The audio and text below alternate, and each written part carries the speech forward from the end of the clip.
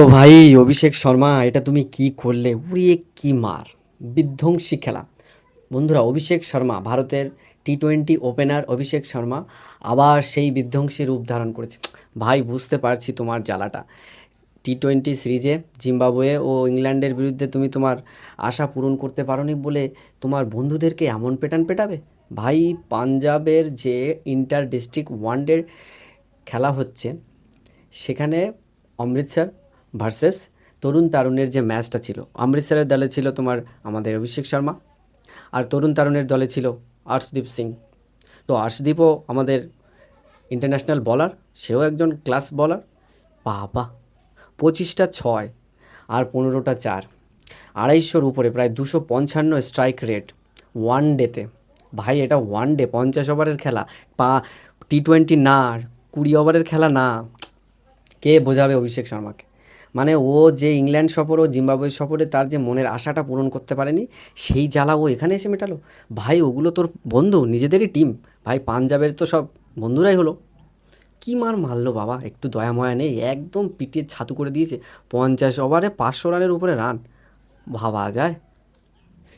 ভাবো তো যদি এটা ইন্টারন্যাশনাল ম্যাচ হতো এবং প্রতিপক্ষ টিম অস্ট্রেলিয়া হতো, আরে সালা তো মজাই হতো।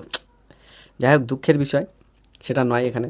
পাঞ্জাবের অমৃতসর আর তরুণ তারুণের মধ্যে যে ম্যাচটি হলো ওয়ানডে 50 ওভারের, সেখানে 250 স্ট্রাইক রেটে 91 বল, মাত্র 91 বলের মধ্যে 233 রান, 25টা ছয় আর 15টা চার। অভিষেক শর্মা বিধ্বংসী রূপ, যা এখন ক্রিকেট মহলে সত্যি চর্চার বিষয়। আর ব্যাটিং ফার্স্ট, তারা নির্ধারিত 50 ওভারে অভিষেক শর্মার 233 রানের বিশাল স্কোরের সাথে আরও অন্যান্য প্লেয়াররা যা করেছিল তার টোটাল মিলিয়ে তারা মোটামুটি 533 রান করেছে। তো 533 রানের এই বিশাল বড় টার্গেটকে চেজ করতে নেমে তরুণ তারুণের প্লেয়াররা যথেষ্ট ভালো শুরু করেছিল, কিন্তু তারা শেষটা আর তুলতে পারল না।